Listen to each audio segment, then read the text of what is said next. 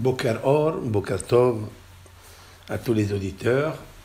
Avec l'aide de Hachem, nous allons effectuer notre dracha habituel tous les vendredis dans l'émission Remez.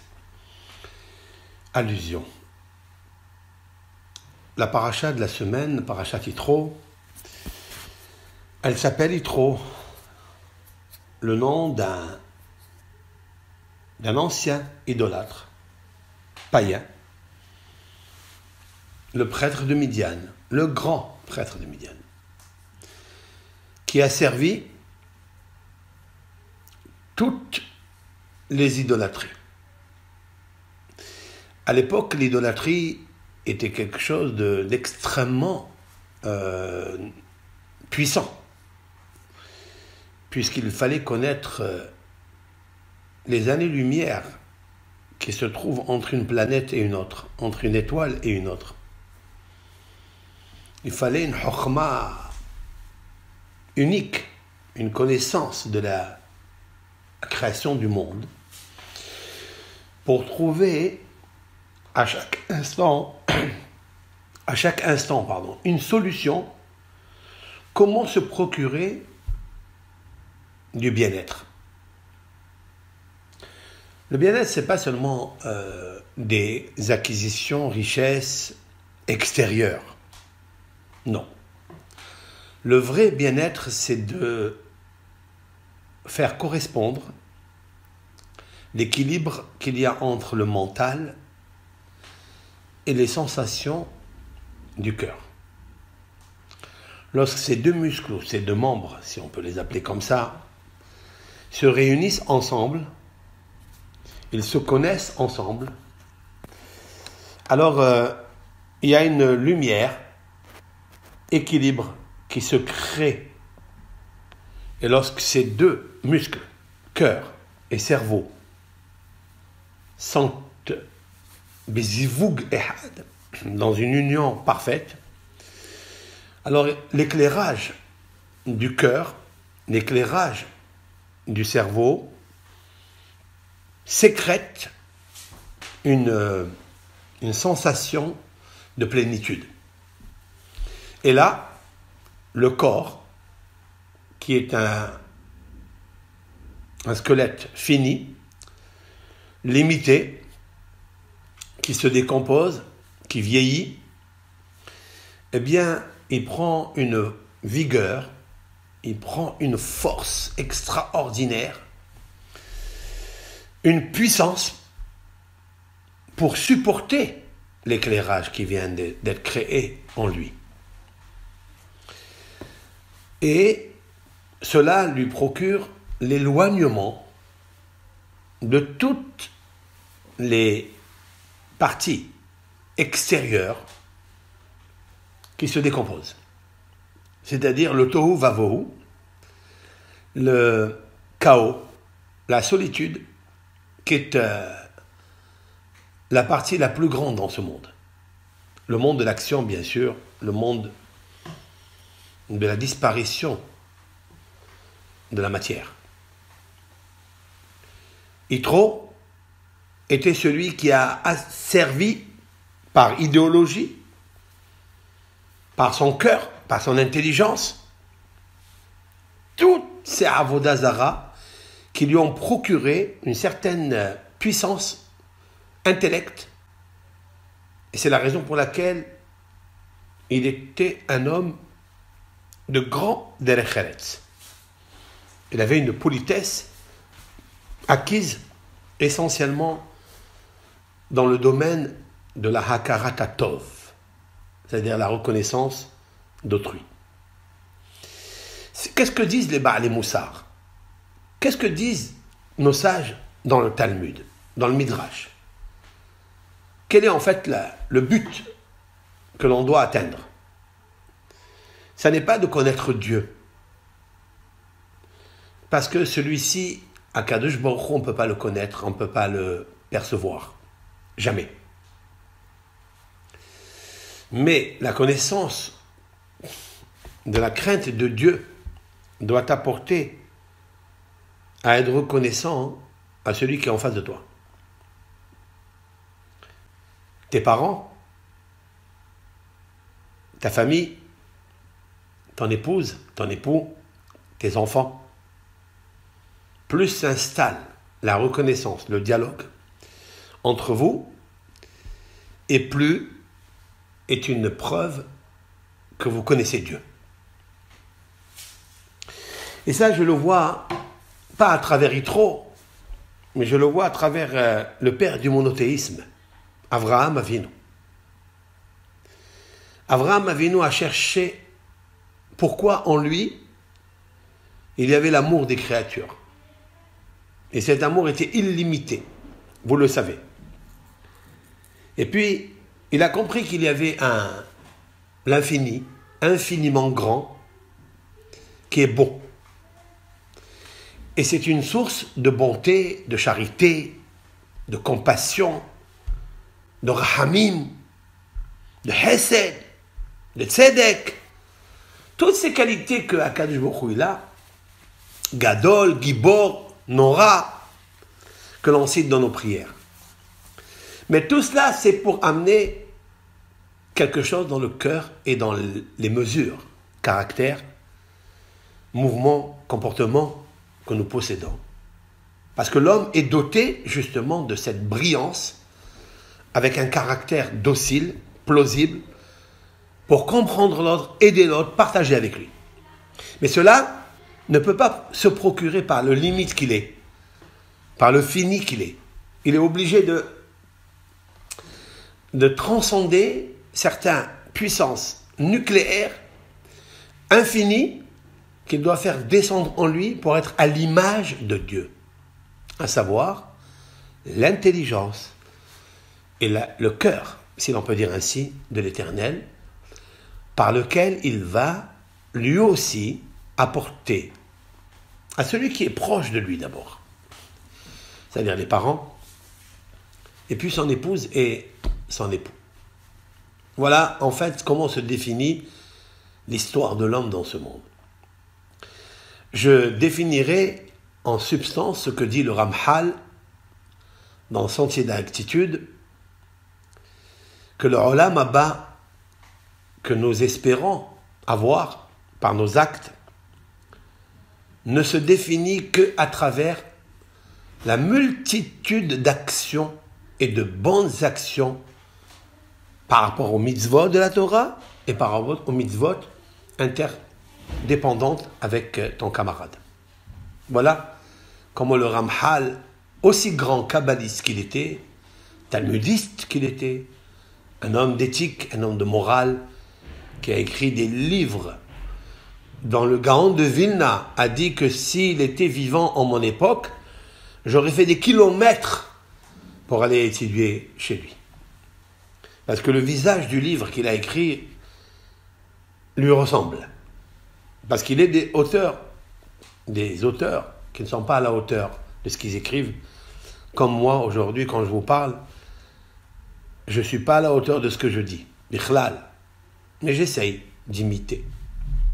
Et en fait, il nous faut savoir que c'est ça Yitro. Si on a une question à se poser, et celle qui vient immédiatement à l'idée, à la lecture du deuxième mot de notre section Vayishma Yitro, et Yitro a entendu, peu importe qu'est-ce qu'il a entendu, mais le fait que le deuxième mot de la paracha, c'est Yitro, accompagné de titres de Kohen, Midian, Hoten, Moshe. Hoten Moshe, c'est-à-dire le beau-père de Moshe, le grand prêtre de Midian. Alors bien sûr qu'il nous faut comprendre qu'est-ce qu'il y a ici. Le sixième mot, c'est le nom de Moshe. Le sixième mot, ne serait-ce que le sixième mot. Yitro, il intervient au deuxième mot de la Bible, dans cette péricope. Et tout le monde se pose la question, Moshe le 6, Yitro le 2, avec une péricope qui s'appelle Yitro. Un diplôme, une noblesse, que ni Aharon à Cohen, ni Moshe Rabbeinu, ni Yehoshua, ni les 70 sages d'Israël qui étaient à l'époque de Moshe, qui constituaient la Sanhedrin Gedola, c'est-à-dire le grand tribunal, n'ont pas reçu un titre de la paracha. Allez, on va parler même des femmes. C'est-à-dire Myriam, Anévia, Rivka, Rachel, Léa. Rien. Pourquoi? Juste, j'attire votre attention, puisque je suis dans une émission Remez, allusion, et là je vois quelque chose. Avec vous, comme ça en live, je le vois maintenant dans le texte. Cohen, Midian, Hoten. Cohen, c'est le prêtre. Midian, donc le pays de Midian. Hoten, beau-père. Vous avez les initiales qui forment le mot Hacham, c'est-à-dire sage. Cohen, il y a un Chaf. Midian, il y a un Mem. Et Hoten, il y a un Het. Het, Chaf, Mem, Hacham. C'est-à-dire sage. Ça veut dire quoi? Ça veut dire en fait c'était un homme sage. Et où se trouve sa sagesse? Sa sagesse, elle est dans Vaishma. Elle est dans son oreille.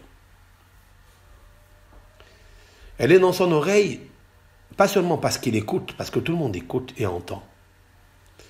Mais Vaishma, chez Mia, cela veut dire plus profond. C'est comprendre. C'est un homme qui a compris. Tout le monde, parmi nous, dans le peuple d'Israël, parmi les nations, écoute les informations. Écoute les anecdotes de miracles. Écoute des Dvar Torah. Mais est-ce que cette écoute l'a amené à réfléchir et à comprendre et à installer l'information en lui? C'est-à-dire la faire correspondre avec l'équilibre du cerveau et du cœur. Alors bien sûr qu'il est une mitzvah dans la Torah qui se réfère à ça, que Moshe Rabbeinu, alav hashalom, a dit au peuple d'Israël, Veyada'ta hayom va'ashevota el levavecha, et tu sauras aujourd'hui, et tu amèneras à ton cœur, tu transmettras à ton cœur, Ki Hashem wa Elokim, car l'Éternel est le Dieu puissant qu'il nous faut vénérer, qu'il nous faut servir. C'est une phrase qu'on répète presque tous les jours, 3 fois par jour, ne serait-ce que dans Alenu les Shabbat, à la fin de la prière, nous terminerons avec Ve'adat Hayom va'ashevota ki Hashem wa Elokim, Shema Israël, Hashem Elokeinu, Hashem Echad. Voilà, c'est la fin, en fait, de la prière, avec la phrase du Shema. Le Shema, cela veut dire Haven vekabel, comprends et accepte. Alors, bien sûr que cette phrase, elle est citée dans nos bouches. Mais mon cher Rabbeinu veut révéler quelque chose. Veyadata, c'est quoi Veyadata? Ça veut dire tu connaîtras. Oui, ça va. J'ai entendu l'information, je la connais, mais c'est plus profond que ça. La Yedi'a, je le répète assez souvent, et c'est une parole qui est répétée dans nos sages, bien sûr, dans le Hari, à Kadosh, Rabbi Moshe Cordovero.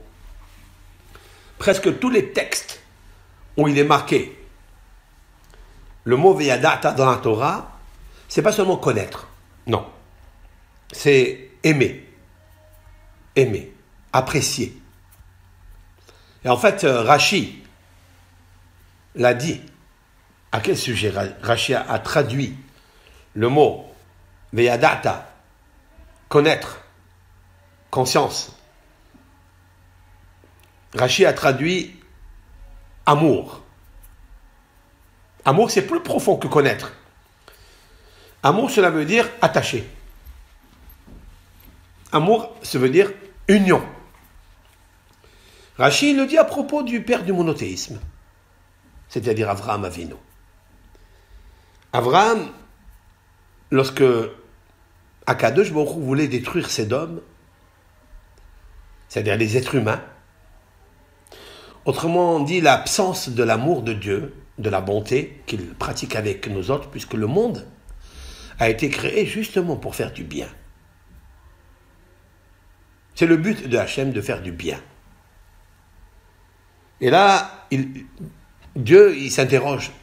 Hamchase anim Avraham, je cite.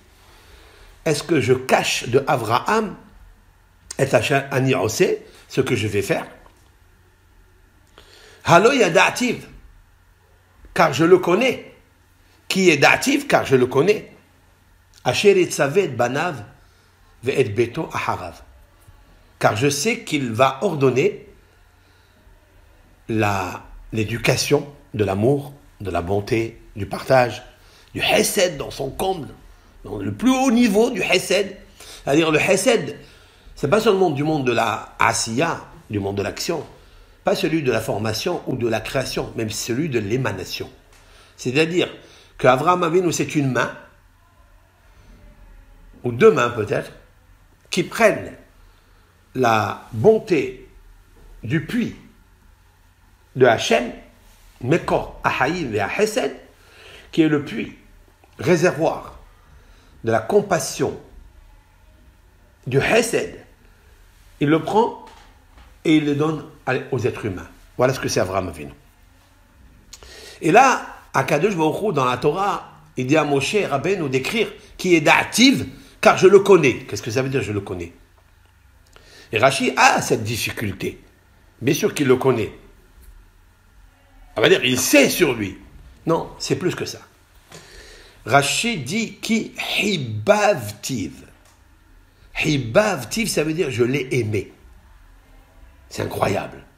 Autrement dit que la conscience, ou bien l'intelligence, ou bien la connaissance passe seulement et uniquement par l'amour. Voilà ce que ça veut dire. Autrement dit que la conscience doit se concrétiser en amour. Et comme Akadosh Baruch Hu, il a créé le monde par amour, pour donner et partager à ses créatures, là il y a une grande interrogation sur son geste à lui, bien qu'il le sait pourquoi il le fait. Puisque ces hommes étaient des hommes impies et méchants, qui ne partageaient pas avec les autres. Pas seulement qu'ils ne partageaient pas, mais ils prenaient aux autres. Et c'est là où Akadosh Baruch Hu est en difficulté avec son monde, qu'il devra détruire. Mais il ne le fait pas sans avertir Avraham. Pourquoi? Parce qu'Avraham, si l'on peut dire ainsi, il est le prototype qui a, en fait, pris la clé de l'éternel, de l'amour et du partage. Et cette fois-ci, il devra lui demander la permission à Avraham Avinu. Oui, je dis la permission. Car un tzaddik, comme Avraham, qui a fait autant de hesed, autant de bien, il a fait descendre la clé de la bonté qui tenait dans ses mains et dans son coffre-fort. Et là, l'Éternel a besoin de lui demander la permission de lui reprendre la clé pour un instant. C'est-à-dire détruire cet homme, qui est contraire à l'amour et à la bonté. Alors, qu'est-ce que dit Rashi à ce moment-là? Je l'ai aimé. Ça veut dire je l'ai aimé parce qu'il me connaît convenablement.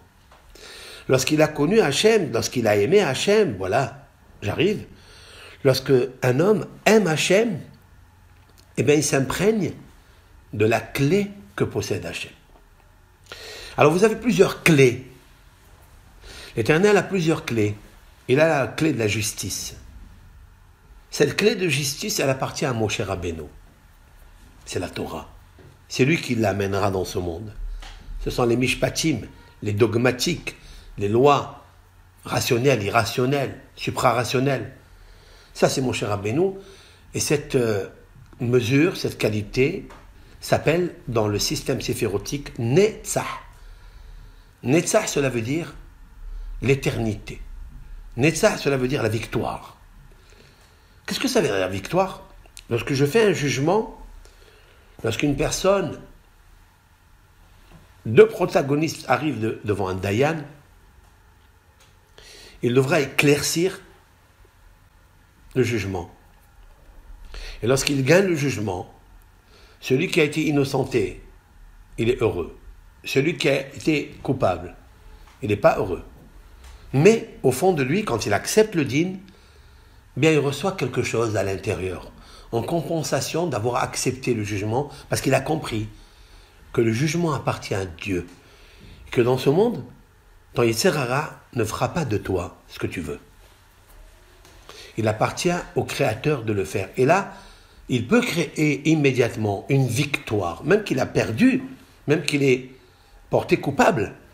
Mais c'est pas grave. C'est d'avoir accepté le jugement éternel. Et c'est ça, en fait, le Netzach. Il est notre clé de bonté, du Hesed.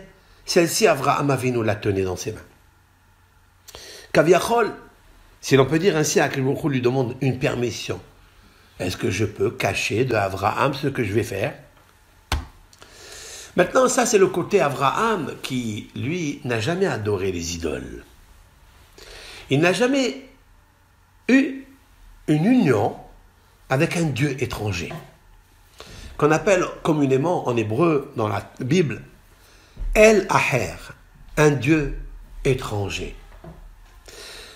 Avraham a analysé qu'il existe dans ce monde, dans cet univers merveilleux, d'abord des merveilles de créatures, des planètes, les océans qui font le triple de la Terre. Eh bien, il a vu qu'il y avait quelque chose qu'il devait s'attacher. À quoi il devait s'attacher? Et il est arrivé. Au point de faire l'union avec Dieu. L'union, c'est l'amour. C'est comme deux corps qui s'unissent, qui s'aiment et qui produisent. Avraham Avinu a fait l'analyse, il s'est attaché, il s'est uni et il a produit la bonté en lui. Autrement dit, il a arraché la clé de la bonté à Dieu. Ça, c'est valable pour Avraham et tous ceux qui ont suivi Avraham, c'est-à-dire nos patriarches. Qu'est-ce qu'il advint d'un homme qui toute sa vie était un prêtre d'idolâtrie, qui n'a pas connu Dieu? Autrement, il a servi que El Aher, que un Dieu étranger. Celui-ci, il est pétri dans quoi? Il est pétri uniquement dans des idéologies étrangères qui n'ont rien à voir avec l'unicité de Dieu. Donc cet homme ne s'est jamais attaché à Akadosh Baruch Hu, autrement dit, à la vraie bonté. Alors, si c'est ainsi, la question, elle est encore plus grande. On ajoute ici du kérosène sur le feu. La flamme de la question, elle va en grandissant, en croissance. Comment est-ce possible qu'une paracha entière, elle est en son nom? Et Yitro, nous avons une autre paracha qui s'appelle Haye Sarah. Mais elle ne s'appelle pas Sarah. Elle s'appelle la vie de Sarah. Yitro, c'est quelque chose d'extraordinaire. Et le mot Vaishma, cela veut dire qu'il a entendu, comme les autres, ou c'est marqué que les autres, les nations, les puissances du monde, ont entendu l'ouverture de la mer Rouge, puisque nous lisons dans le Cantique, dans le Cantique tout court, de la mer Rouge, nous lisons Sham'u Amim Irgazoun.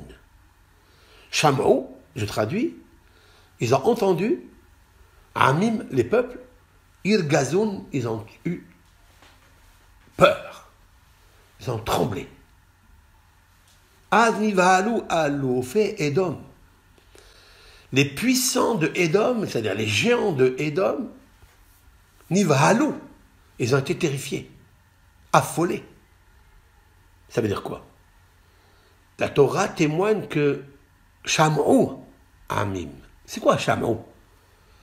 C'est pas seulement ils ont entendu, ils ont écouté. Non, ils ont compris. Ils ont eu une certaine union avec Dieu, avec la puissance du miracle, merveille de l'ouverture de la mer Rouge. Quand je parle de l'ouverture de la mer Rouge, ce n'est pas seulement la scission de la mer en 2 parties ou en 12 parties, c'est plus grand que ça. C'est la noyade des Égyptiens. Cette noyade qui a été pratiquée par Akadosh Baruch Hu, par ce qu'on appelle le miroir universel, mesure pour mesure. Mais la question est, Mashmoua Shama Uba. Qu'est-ce que Yitro a entendu? Non. Qu'est-ce qu'il a compris de plus que les autres nations? Et il est venu se convertir au judaïsme.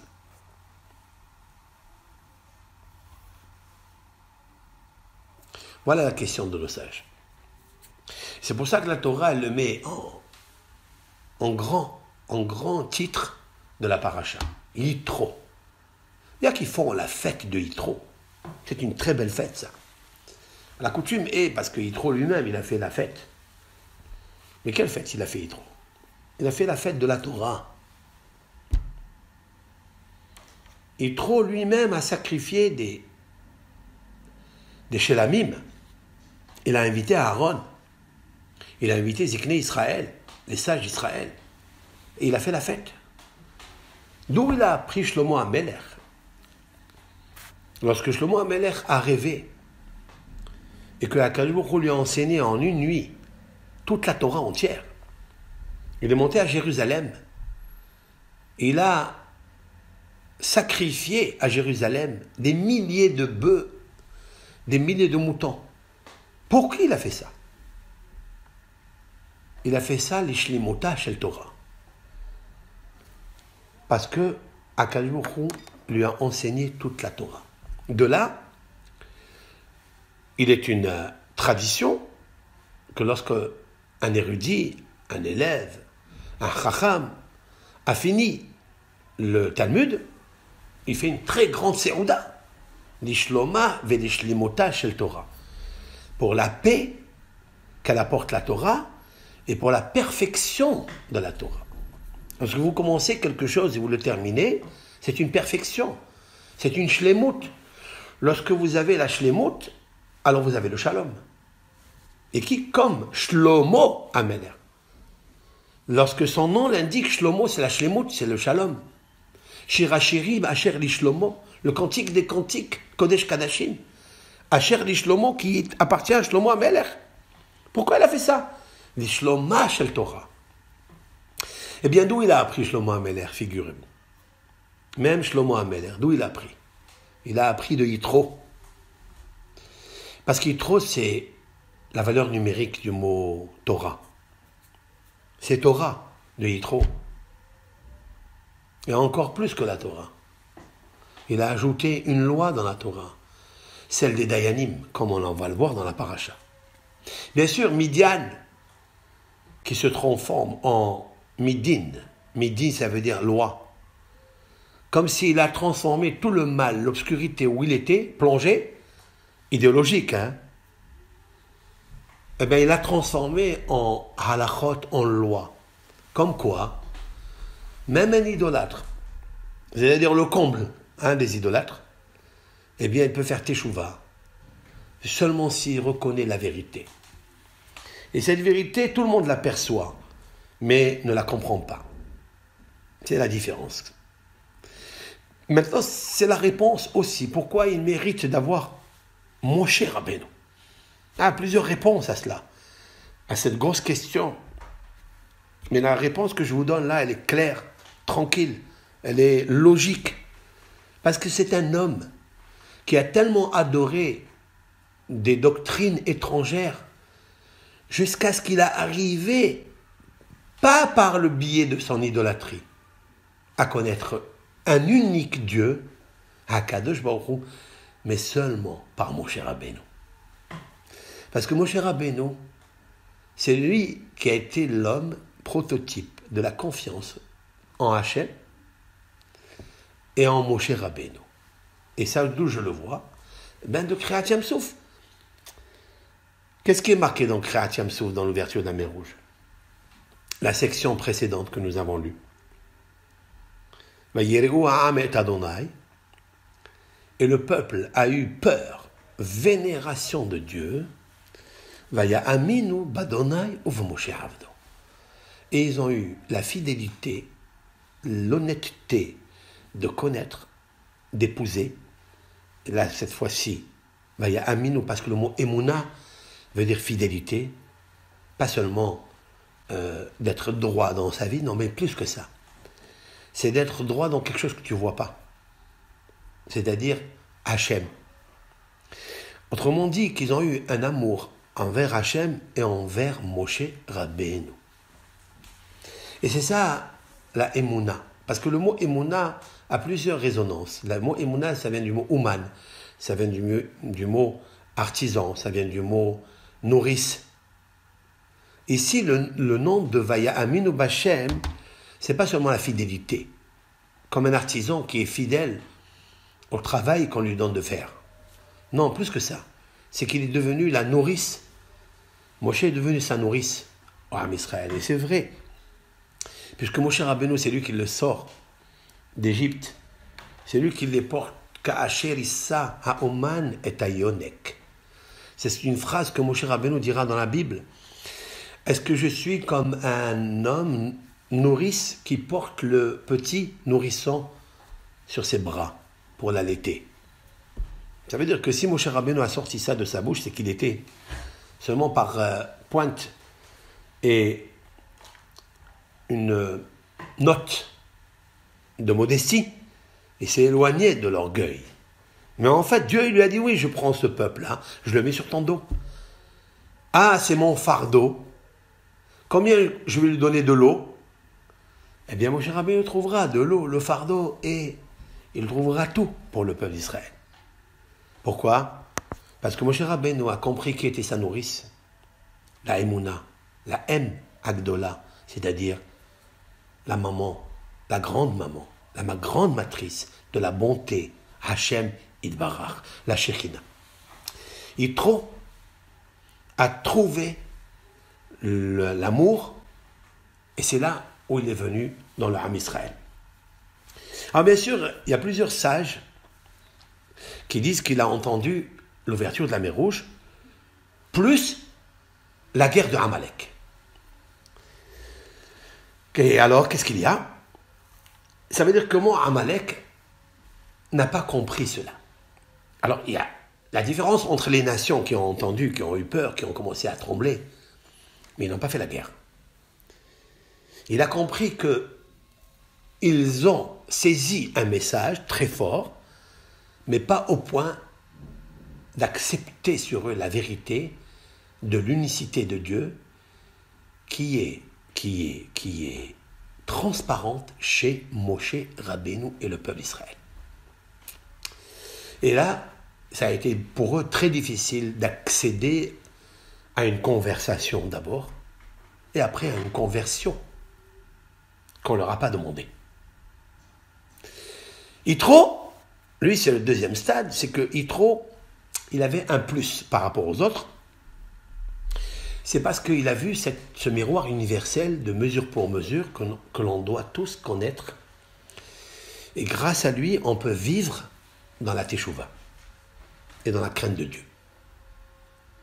C'est que Yitro était parmi les conseils ou les conseillers du roi, Pharaon, lorsque on lui a dit que va naître le sauveteur, libérateur du peuple d'Israël en Égypte, eh bien, ils ont décidé de le jeter à la mer.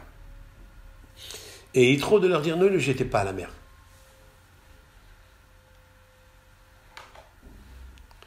Yitro, en fait, s'est sauvé pour montrer qu'il n'était pas d'accord avec cela. Cette anecdote du Midrash que nos sages avaient besoin de nous dire pour Yitro. Parce que Yitro, bon, s'est sauvé, ok. Moshe n'était pas encore né. Il se sauve, il va à Midian, il devient le grand prêtre, où il était déjà. Mais il était idolâtre. Mais il était bon en lui-même. Il avait une logique, comme plusieurs nations, les justes des nations, qui ont sauvé plusieurs petits juifs et d'autres de la Shoah, de l'Allemagne, des nazis. Parce que peut-être ils ne connaissaient pas Dieu, mais ça n'a rien à voir avec Dieu. Ça a à voir avec une partie de l'âme que nous possédons qui est bonne. Celle-ci, elle est l'émanation de Dieu. Et pour cela, on peut se sacrifier pour sauver des êtres humains. Yitro a déconseillé le pharaon de faire une chose pareille. Et il s'est sauvé. Cette fuite que Yitro fait va attirer une autre fuite, celle de Moshe Rabbeinu. Et celle qui va l'amener, la fuite de Moshe, qui va l'amener pas à pas jusqu'au sentier du puits. Et puis, là, il connaîtra son épouse, Tzipora, et il volera grâce à ses ailes de Tzipora. Il rentrera dans la maison d'Yitro, parce qu'Yitro va dire une phrase merveilleuse, qui va montrer la logique et la bonté qu'il avait. Où est-il cet homme qui vous a donné à boire? Ve'ayo, où il est? Appelez-le de suite pour qu'il mange du pain. Voilà la phrase que Yitro il va dire. Cette phrase-là, quand elle est rapportée dans la Bible, et la Bible n'est pas seulement un livre où on peut poser les phrases qui ont été dites jadis. Non, plus que ça. C'est que dans chaque mot, il y a multiples facettes d'interprétation. Il nous faut savoir ça. Lorsqu'il dit « Ayo », ça veut dire où il est. Ben, il va mériter, grâce à ça, quelque chose d'extraordinaire. Qu'il vienne et qu'il mange du pain. En fait, c'est lui. Lorsqu'il dit pour Moshe, appelez-le, il dit à Tzipora, appelez Moshe qui vient manger du pain. Enfin, le pain, c'est quoi? Le pain, c'est le pain, d'abord. Hein? Le blé. Le pain, dans la Torah, c'est pas seulement le blé, c'est la femme. C'est qu'il va épouser une de vous, et Rachid le rapporte immédiatement. Peut-être il va se marier avec une parmi vous. Oh, d'accord? Et en plus, c'est peut-être plus que ça. En fait, c'est pour lui. L'eau, c'est lui, c'est Yitro. Il mangera du pain, c'est la Torah. Il va venir un jour lui-même manger du pain, puisque la plupart des commentateurs pensent que Yitro a assisté au don de la Torah. Il est venu juste après l'ouverture de la mer Rouge. Il est venu se convertir au judaïsme. Il a fait avec eux la route des 50 jours jusqu'à Matan Torah. Il a reçu la Torah. Autrement dit, qu'il a mangé le pain. Et d'où je sais que la Torah s'appelle le pain? Qu'elle s'appelle la femme, ça je le sais. D'où? Elle s'appelle de Yosef.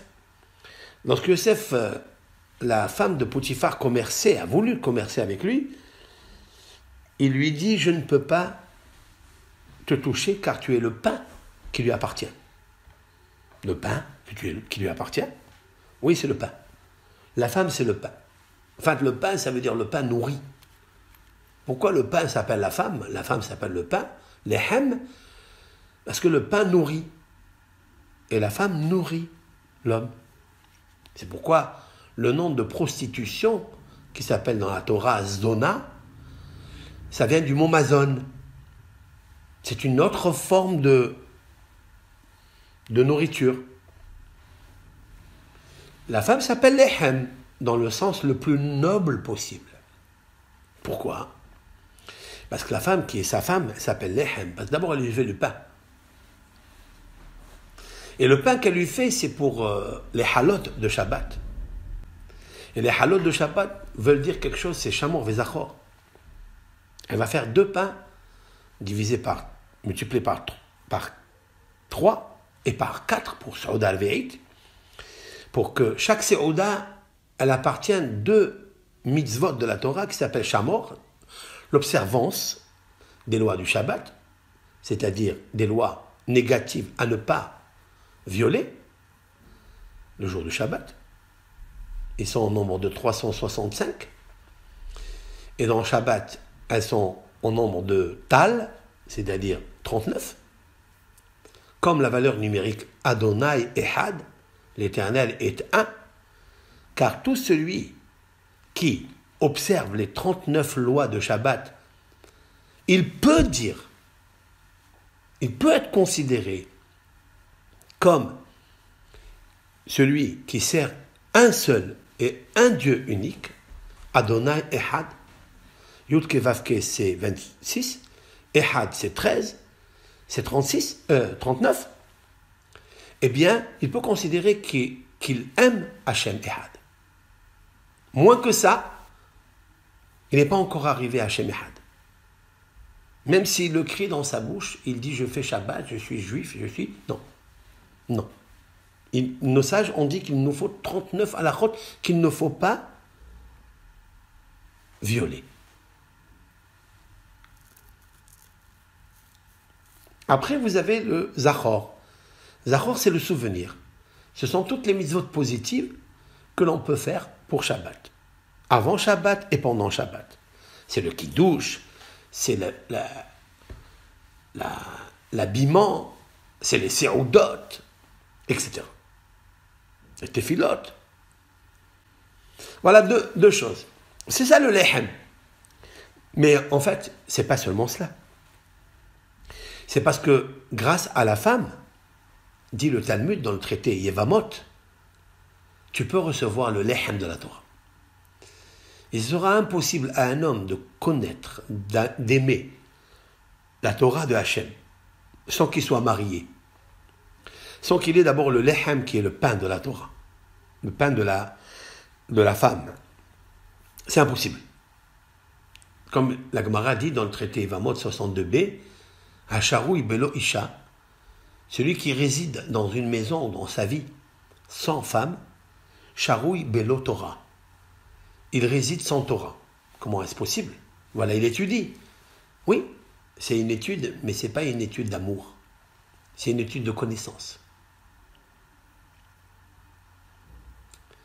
C'est Akadosh Baruch Hu, il a dit qu'il te faut le Lehem de la Torah pour accomplir le Pasuk, qui est dans le proverbe du roi Salomon, que Dieu dit « Lechu lahmu belahmi ushtu yen maserti » Allez-y, faites la guerre. Là-bas, il parle de la guerre, mais en fait, ce n'est pas la guerre. Parce que la Lehem, c'est aussi milhama.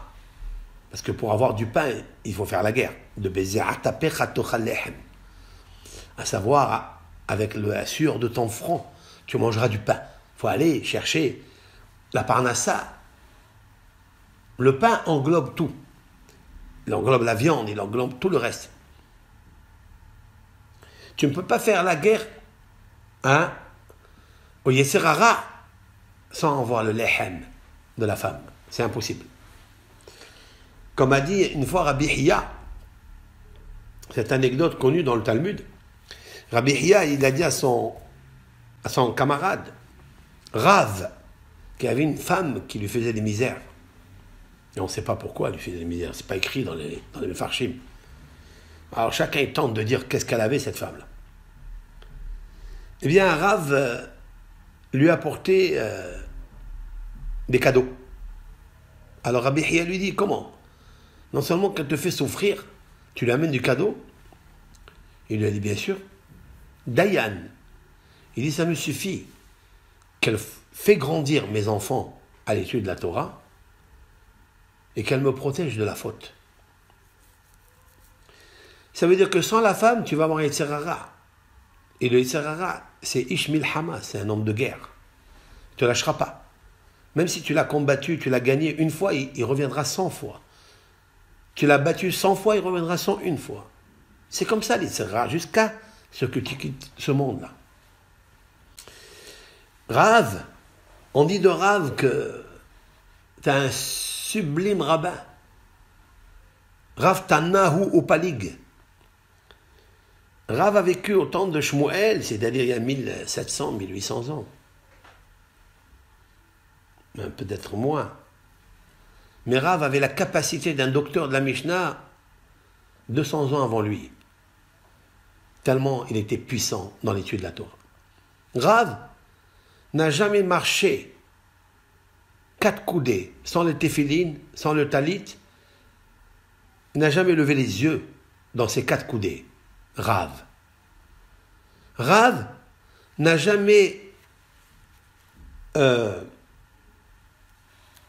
lanière de ces téphilines ne s'est jamais retournée à l'envers, parce qu'il nous faut toujours garder cette couleur noire qui vient qui se déverse donc des téphilines de la tête, d'accord, qui sont le kéter, et qui est branché donc avec deux lanières qui descendent jusqu'au nombril.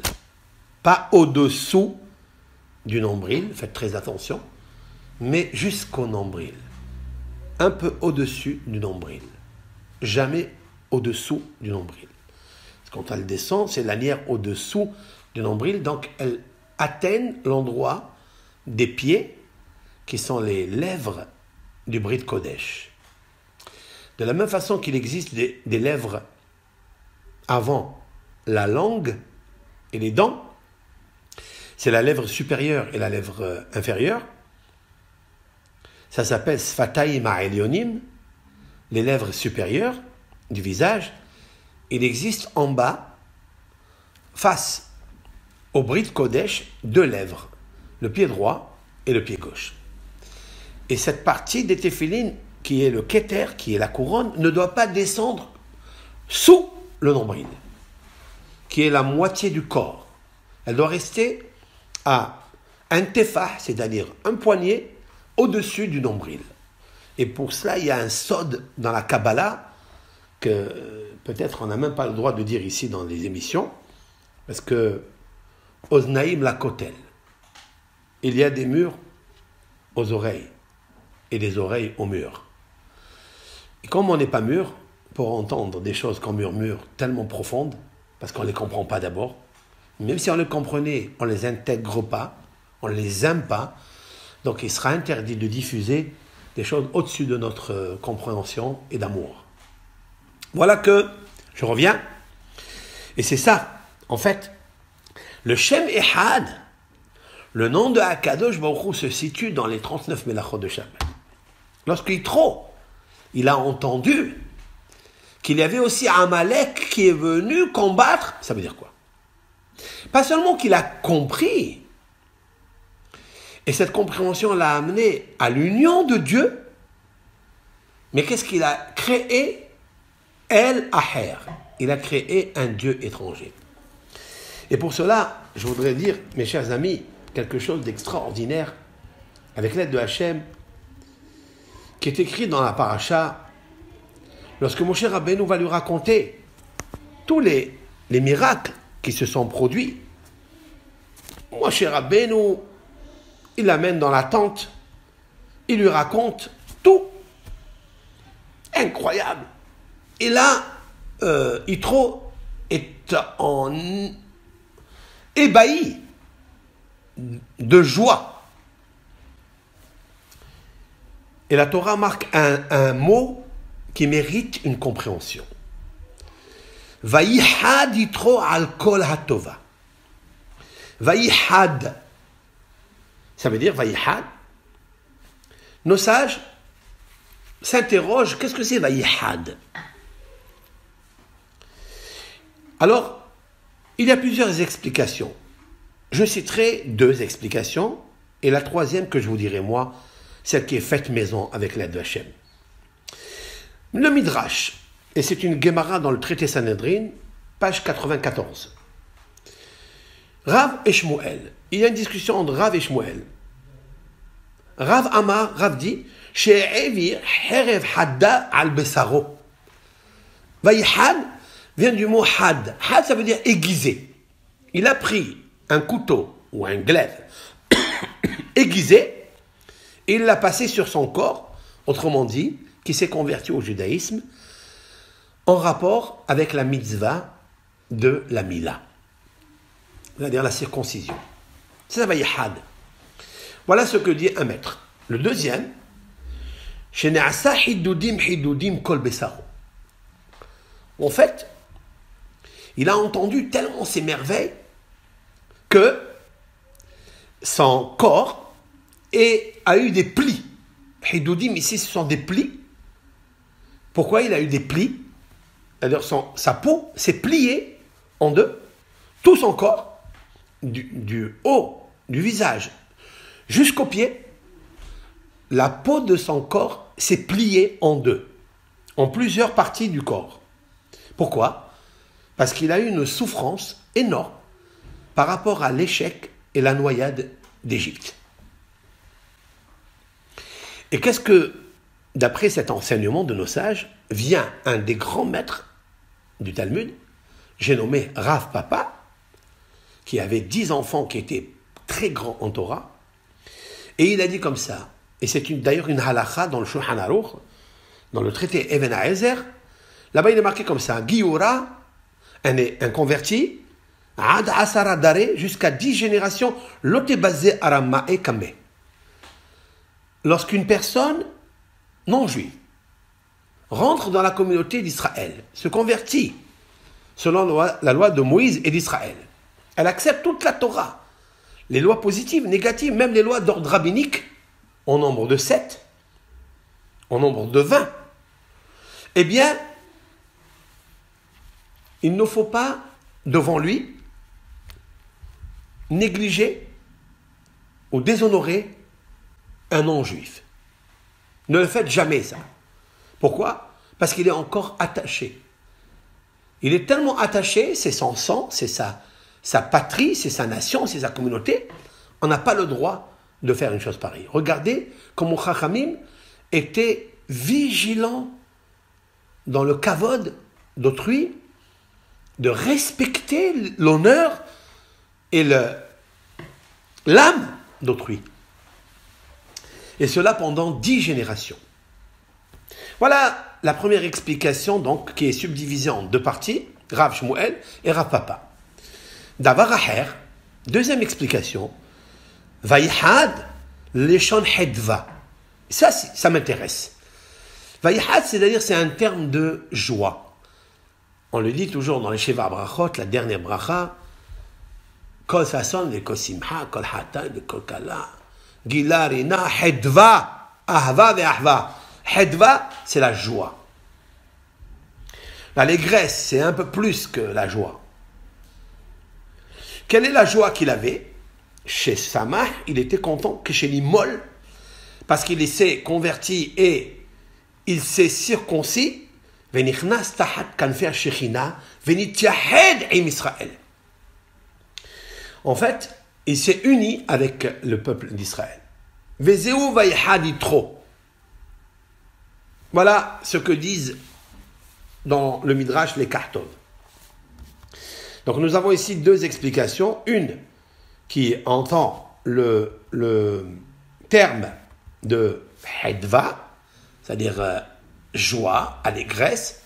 Il était content de s'être converti par le biais de la circoncision. Ou peut-être parce qu'il a fait la circoncision, qu'il a senti qu'il y avait une partie du prépuce qui est propice à amener la luxure et à amener un dysfonctionnement de l'idéologie, de la connaissance, perception de l'amour de Dieu unique, et ça l'a amené à la joie. Ça peut être un qui est intrinsèquement lié avec l'autre.